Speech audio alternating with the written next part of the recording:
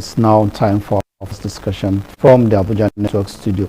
I'll be looking at inflation and the effects on infrastructural development in Nigeria. Of course, it's no longer news that Nigeria is facing a deficit when it comes to issue of infrastructure. For a very long time now, we're hearing governments defend the reasons why they have to borrow to develop Nigeria infrastructure. But so many experts have always argued that we've not been able to recoup what we invested in infrastructure, and that has continued to be a rising concern. Looking at our debt ratio each year, it keeps increasing, and when we have inflation like this, people keep asking, how do we manage to cope with the current deficit in terms of infrastructure? Infrastructure, we talk about road, housing, power, and so on. So we have in the studio this morning to shed more light on the topic. I have Ishaq Malam Yahya. Is a commodity expert and an economics, and also into a real estate consultancy. A very good morning to you. A very good morning to you. All right. Let's look at infrastructure inflation. What's the relationship there? Because most persons may think when you talk about inflation, it's just economy, but economy comprises all sectors. Both infrastructure has to do with economy. For those watching us who may not really understand, what impact that inflation has on infrastructure? Well, thank you so much for inviting me, and then good morning, Nigerians. Well, when you talk about inflation, you are talking about large amount of money for pursuing fewer goods and services. And when you drill into that, you go deeper, you will see that inflation with regards to infrastructure, we talk about how much is spent now, and then we talk about how much is the pump price of petroleum, maybe for fuel. And then we talk about something like transportation from one point to another, which actually is going to be given birth by what you have purchased in the filling station. And then into the infrastructural development, you can see the variations happening from some billions of naira to another billions of naira that is really triggering a lot of concern by Nigerians, and that's what the effect that you can with regards to infrastructural development in Nigeria or anywhere in the world.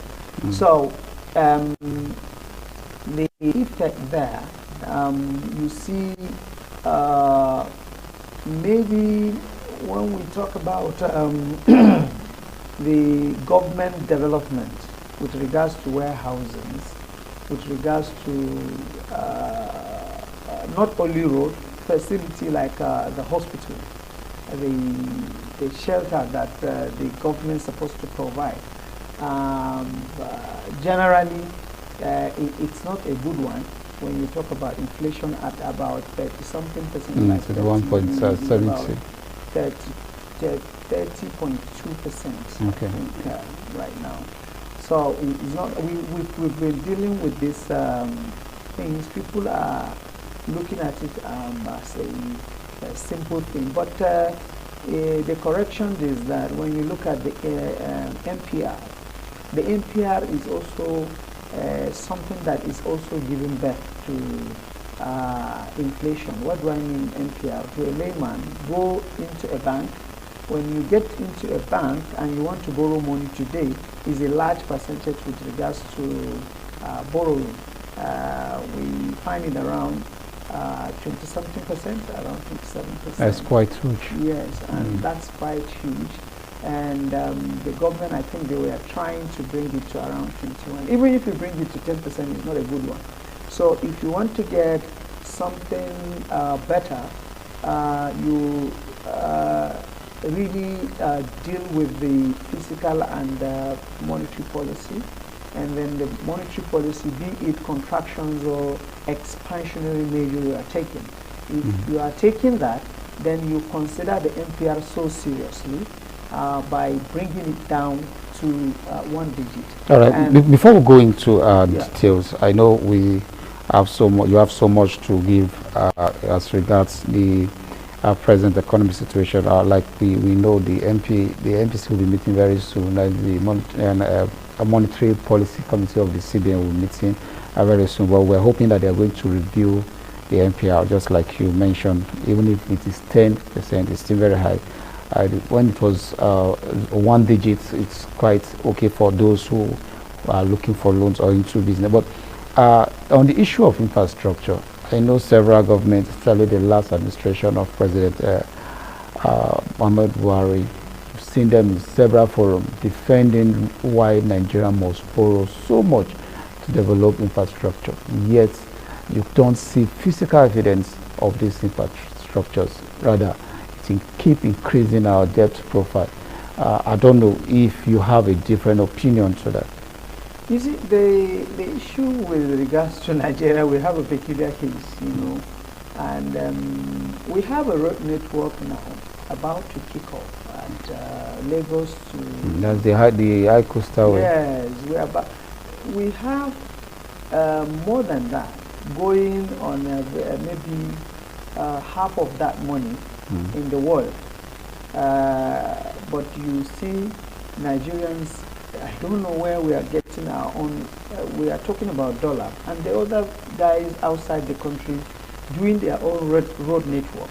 You find it, the 100% of theirs is not up to our 10% of, I mean, the 100% of theirs cannot even reach 10% of the amount of we are paying for a particular development.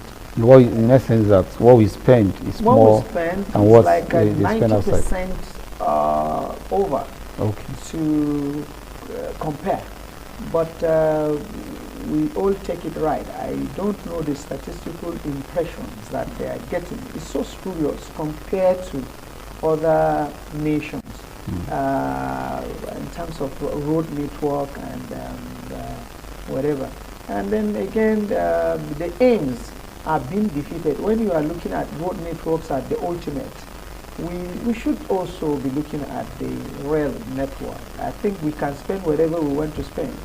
Comparing those activities of huge activities that the rail is taking. I think I'm more of the opinion the rail construction should be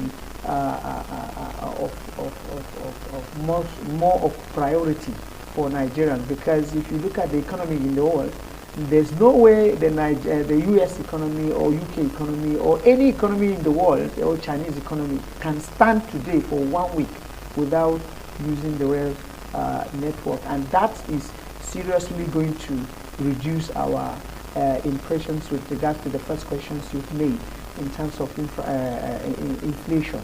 Because when you consider taking your goods from Kano to Lagos or from Maiduguri to anywhere, you see that where you are taking 1.5 million or 2 million as cost of transportation, if you are taking something from Kano to Lagos as 2 million naira, so you can use like 500 or 200 or 100,000 to transport those things from wherever the locations, maybe like from Kano to Lagos. You can see that you are getting 90% deduction. So, like also movement of the inputs of fertilizer, movement of the cement, movement of whatever you think. I think this transportation thing, if we can look at the rail transportations, it's going to cut down not less than 40 to 50 or 60% of the current inflation. But does that really justify the question I asked earlier, the huge borrowing that we put into borrowing, infrastructure? Why we are still going back, maybe because of the variations that we are looking at. The huge borrowing, you see, huge borrowing is not a bad thing to any economy. as far as taking a priori condition is concerned, if all things being equal, I mean, I am practicing what, as a human being, as a moral and right-thinking person, zero corruption, and if actually we are borrowing at that pace, I think it's not a bad thing to any economy. We have the highest borrowers in the economy, in economy, like the USA is doing well, and there's nothing like corruption in there, borrowing to add up to some certain infrastructure or whatever within the country is a straightforward thing. But to us, that's a money-making machine, and that's why we are finding it difficult to understand why the series of borrowing, And if actually you can have your road being developed, the infrastructure stated, maybe the warehouses and maybe the water issue, the electrifications issues, if you can see them, you can touch them, and that's fine. And such infrastructure will pay back.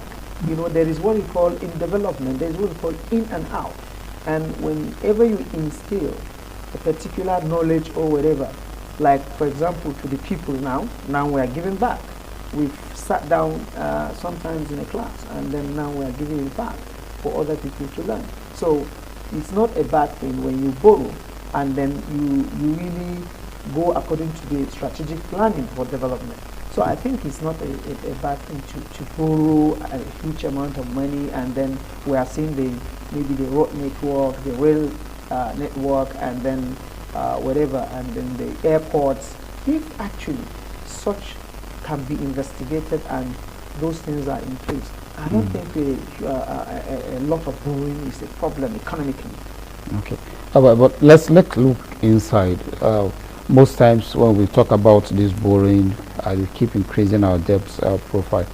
Some persons ask the question, what about our internally generated revenue?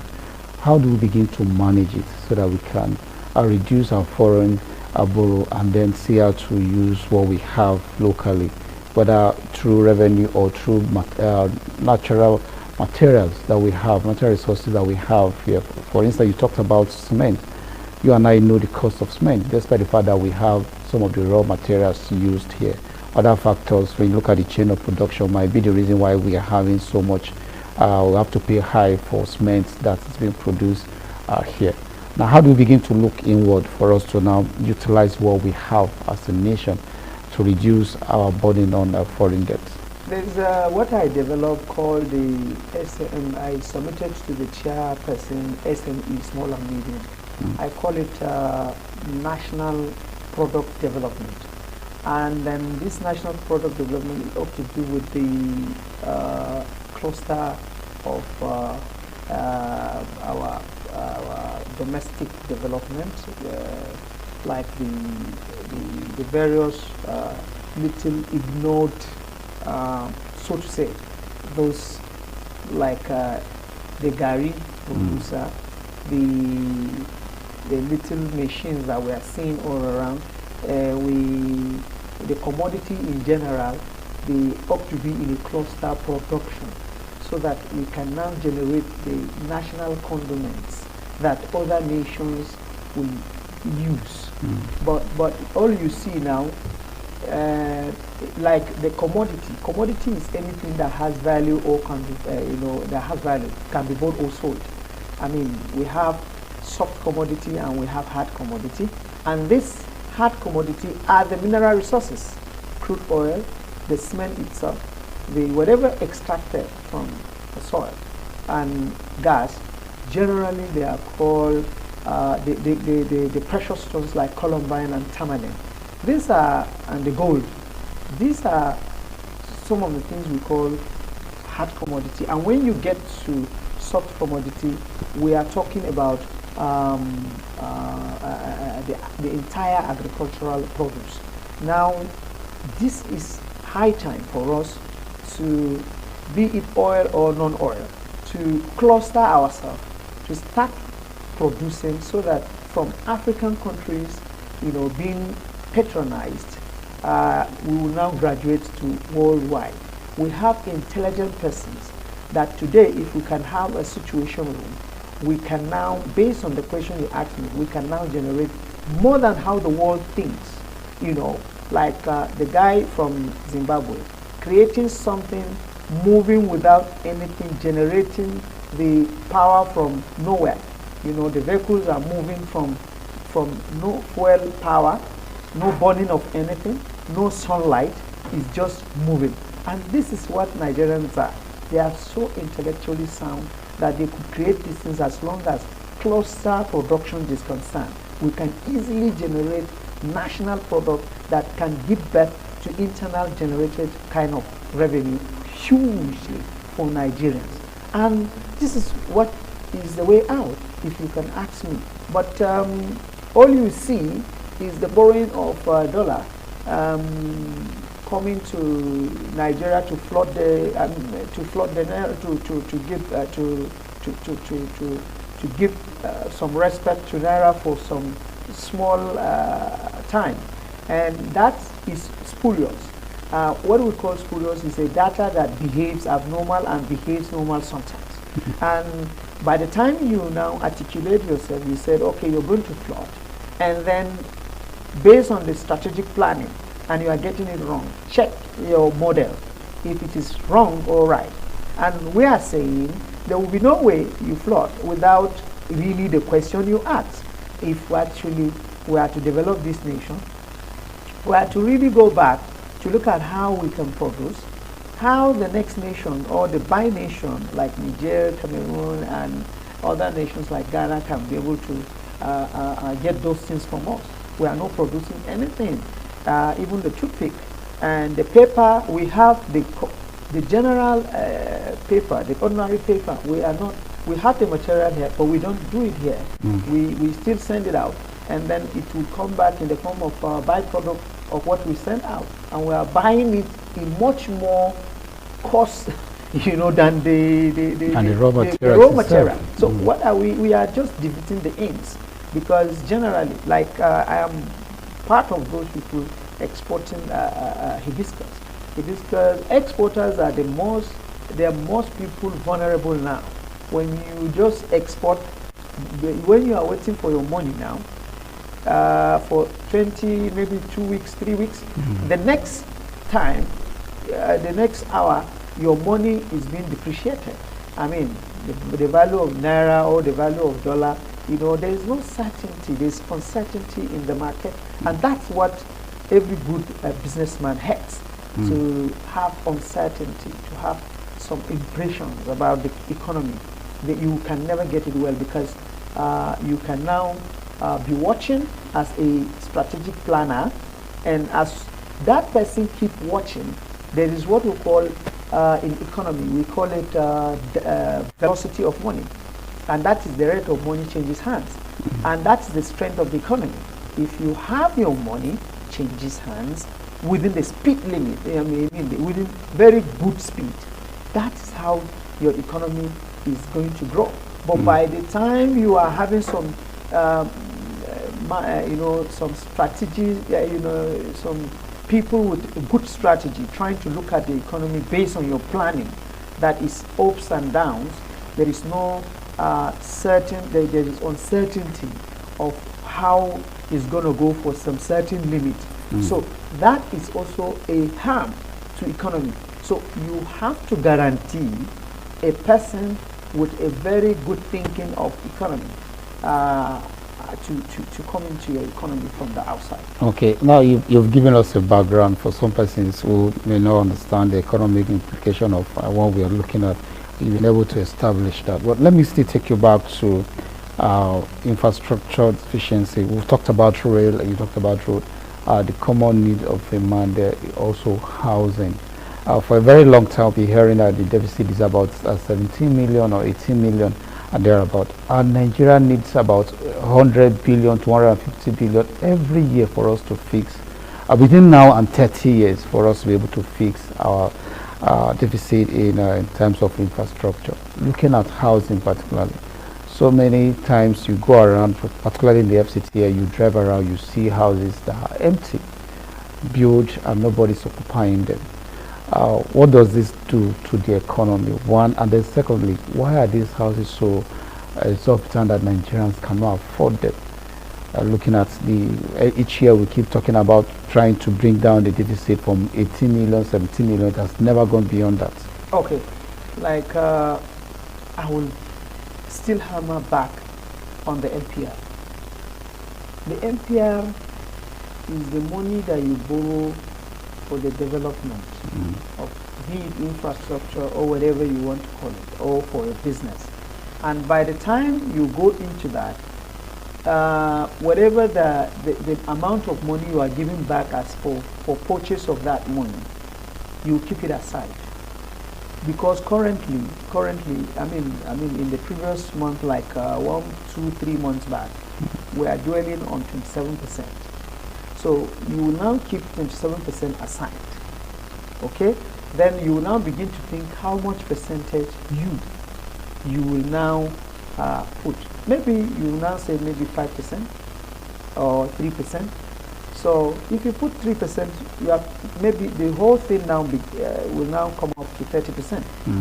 So each and every sector in the economy will do the same calculation. And by the time you are bringing out your products, that is what you are seeing it as a model. And it will now, imagine you are getting 30% or like 25% on whatever you are buying, you are getting discounts on that. It's a huge amount of money you are getting reductions on. And if we can see how people also with their unique mind, trust Nigerians, with their unique mind, they want to get more profits. And then when they begin to get those more profit in their thinking and in their way of doing things, I tell you, they will begin to also squander those profits before getting them. And they will begin to add more and more cost to those houses, be it private or whatever. Those houses are there because clearly you and I knew or were in the position that those houses are so much exorbitant in terms of cost. So that is why some people are not going into those houses. And the richness is one-sided in the economy, and that is why you are also. It is another case. Reason why you see those houses. I have mentioned one, and I'm mentioning the second one. The economy is the one-sided richness. So now there are some few persons, they will go into development just to keep it for speculations. Or just to keep it for their needs. Whenever the needs arise, they could just sell it and turn it to money and make use of the money. So, and that's some of the reasons. Those houses that you are seeing empty, it's not maybe in some reasons, not that people cannot afford them in some cases, but because of the survival of the fittest, few people are rich in the system, and they build those things and they are not selling it. They are not ready to have any occupants in those houses. But until the need arise, maybe they want to go to hospital in Dubai or China. They have a pressing need. Maybe they want to sell. They want to send some people to maybe their children to outside country. They will now sell it and buy dollar. Maybe they want to go to tourism outside the country. They will sell it and then buy dollar. Maybe they want to go to some certain things, or they want to just buy some things, luxury things from the outside. They will sell it and then buy dollar, and that is why you are having this scarcity of dollar around. So where does the common man comes in? If you say there is a disparity in terms of richness, because it's only those who can afford those luxury houses, but we have low-income houses also, which the government has been trying to flood them in so many states, yet it doesn't get to the very poor in the society. But if you are to advise those who may want a roof over their head, looking at the inflation, cost of building materials and all that, where do you think they should start from? We must not be looking at houses in Matama for you to have a roof over your head. Wherever you are, you can be able to get something affordable Now, if as a consultant in estate, if you were to advise low income earners, what kind of houses, how do they invest for them to get affordable houses? You see, there is some strategy that the Federal Mortgage Bank is putting in place. It is not a mistake. By clustering people to come to, to buy into these houses, like in hundreds, like in tens, as part of the strategy from some certain organizations and some cooperatives. It is also a way out of getting these houses done. I urge the state governments and the local government to start looking at this strategy by clustering people and making some affordable means of getting those loans, be it for long time or short time, to be able to put together persons. That will also they will see the justifications by putting people together and making those houses. Businessmen and women are there to take on those ideas to bring it to reality. But sometimes the state government and the local government, they are not in any way thinking towards those directions to be able to start looking at the lower income earners and then begin to do some certain planning for them, because the economic activities of those areas will also generate internal generated kind of revenue as time goes on, as you bring the better livelihood of small or whatever cluster of human beings staying together. And those are the strategy, and they are fundamental. And of course, by the time you are taking some amount of money from the coffers of government to be able to do some certain things, even if you are giving it out to lower percentage, that can create the speedy borrowing. If you look at the MPR, the there's what is called XLM graph. On that is just simply telling us that by the time you reduce some money, maybe if actually you are borrowing your money at the rate of 20%, if you bring it to 10%, there is a tendency of about 100%. Yeah, I mean, getting 100% to borrow to come to you as a bank or individual or financier, to come to you and borrow the money to go to infrastructure. And the moment people are coming to bank, bet me, I bet you just go to bank and check the record of borrowing money. People are, it's almost zero, because people are not dusting their feasibility studies. Why they are not dusting their feasibility studies? Because the borrowing is lower. Consultants are not in any way getting job to consult based on initial or penetration point of coming into a business. Why? Because people are scared of going to borrow to pay 30 or 20%, because they have no way to get that money out. And then our calculations of borrowing now is not simple. It's not simple interest, it's compounding interest, in the sense it's raised to the power. So all the time if you want to do maybe infrastructural development from the state as lower income earner, those are the steps you need to follow. And then the government, of course, has a vital role to play by creating those. Imagine Nigeria now, you can begin to only talk about Abuja when you want to have confidence on land. When you want to have confidence on land, you begin to maybe talk about maybe Port Harcourt or Lagos, but Abuja sometimes is the most reference point in terms of using any property to borrow. So that should be created from the state. I think it's high time the state should be able to generate a point where they should be confident in their land, to be able to say, okay, this land or this state you know, my local government has a particular point where you can trust and have land for better and good development, so that the lower income earner can be able to dwell into those areas of Okay, before I let you go, because I know you talked about it earlier, the MPC will be meeting on the 20th of this month. That's the Monetary Policy Committee will be meeting, and the CBN governor has continually said the interest rate will be tightened to see how we check inflation. I don't know, are you seeing anything different looking at the last outcome of the MPC meeting, and now are we going to expect a different ratio in terms of the MPR to tackle the inflation, or we're still going to retain the current MPR rates?